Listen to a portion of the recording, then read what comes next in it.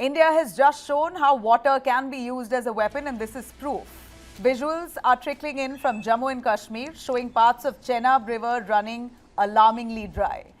It's a direct fallout of India's decision to restrict water flow through key hydroelectric projects like Baglihar and Salal dams after suspending decades-old Indus Waters Treaty with Pakistan. Fresh visuals that have come in, and that's what you see on our screens here.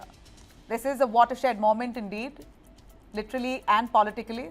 For the first time since the treaty was signed in 1960, India has gone ahead with sediment flushing operations at the Baglihar and Salal dams, the process which involves nearly draining out reservoirs to clean them and boost power output. So far had been off limits, but of course India is playing its new cards. The move began on May 1st is what we are being told, and it's continued for the last few days. These dams, Baglihar in Ramban and Salal in Raisi, sit along the Chenab River, a critical lifeline for Pakistan's farmlands and power stations. We're seeing clearly water at a much reduced level than what it naturally is. That's not all. Similar plans are now being drawn out by India for the Kishanganga dam over the Jhelum River as well, another artery that flows into Pakistan. The dam has already faced legal heat for disrupting the Neelum River, and this latest shift could only spark diplomatic flare-up. Islamabad has issued a stern warning. Any move to block or divert Indus waters will be treated as an act of war. India's Waters Minister, on our part, has made the government stance quite clear.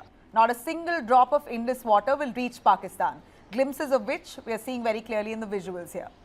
Engineers do caution, though, that physically altering river flow could take time, but we've made the first move and it's had an instant effect on the ground, as you see very clearly through these visuals.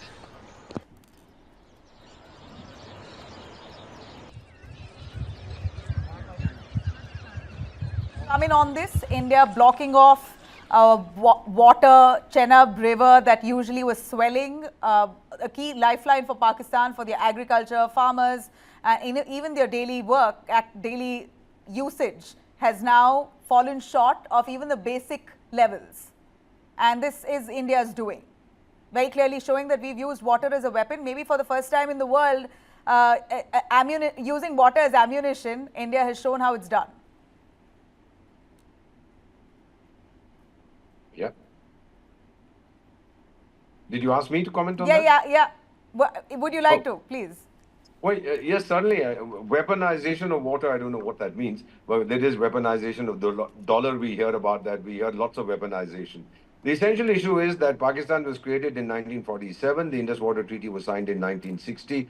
It was a total surrender to those jokers from the World Bank who had never seen a river before, but were involved in mediating that treaty. We gave away everything. Plus, ma'am, we gave £6.5 million sterling over 10 years that Pakistan used to construct the Mangla and that other Tarbela dam. Everything was done with my money, and we couldn't do anything because they would run off for mediation, etc. Now, by keeping in abeyance, we haven't cancelled it. By keeping in abeyance the treaty, we are able to do what we want. It's Pakistan that is threatening war. They are scared. Let me share with you something, ma'am. Take you back to the 90s. The two generals might be interested in this. We are discussing. I was in a meeting. One of the Indus Water Treaty thing, not related to the main treaty, but one of the spin-offs. And there, one of their fellows said that, look, we are having a lot of problems with the Indus River. Before it enters the Arabian Sea, it dries 20 or 30 kilometers before because we haven't done the right things, etc. So the water of the Arabian Sea in a backflow enters the river and it becomes saline. There's no agriculture. And then I remember that one of my colleagues from the Ministry of Agriculture saying, look, we have a lot of expertise in saline water farming, dryland farming. Would you like any help?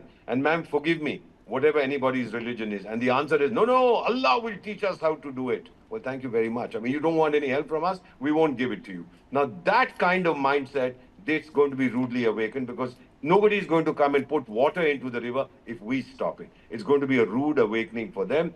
This is, as the French say, a conflict tous azimuts, every direction, multi-directional. We're not going to stop at anything. If kinetic war is forced on us, we will do it. Short of that, we'll do everything to pulverize this non-nation. And as a diplomat, ma'am, that's strong language that I'm using.